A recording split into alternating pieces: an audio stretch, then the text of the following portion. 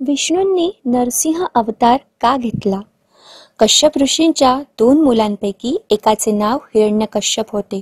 त्याने कठोर तपश्चर्या करून ब्रह्माजींना प्रसन्न केले होते आणि देव, देवी, पुरुष, स्त्री, असुर, यक्ष किंवा इतर कोणताही प्राणी त्यांना मारू शकणार नाही असे वरदान प्राप्त केले होते.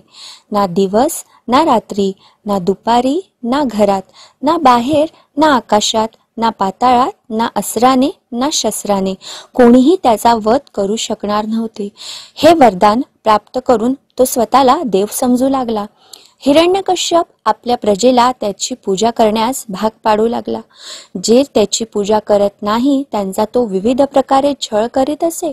भगवान विष्णूच्या भक्तांवर त्याचा राग खूप होता. हिरण्यकश्यपला प्रल्हाद नावाचा मुलगा होता. तो भगवान विष्णूंचा निस्सीम भक्त होता. हिरण्यकश्यपला ही गोष्ट कळताच त्याने प्रल्हादला समजावले. त्याने आपल्या मुलाला सांगितले की मीच देव आहे, त्याने फक्त त्याचीच पूजा करावी. परंतु हिरण्यकश्यपने वारंवार ताकीद दिल्यानंतरही प्रल्हादने भगवान विष्णूंवरील आपली भक्ती सोडली नाही. हिरण्यकश्यपने प्रल्हादला आपला अपमान समजून मारण्यासाठी खूप प्रयत्न केलेत, परंतु श्री हरी विष्णूंच्या कृपेने तो वाचला.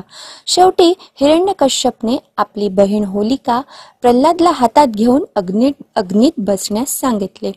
होलिकाला आशीर्वाद मिळाला होता की अग्नी तिला जाळू शकणार नाही.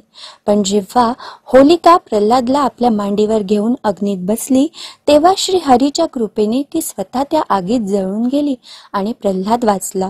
शेवटी चिडलेल्या हिरण्यकश्यपने आपला मुलगा प्रल्हाद याला एका खांबाला बांधले आणि त्याला मारण्यासाठी तलवार काढली आणि म्हणाला, मला सांग तुझा देव कुठे आहे? प्रल्हाद म्हणाला की या खांबात देखील देव आहे.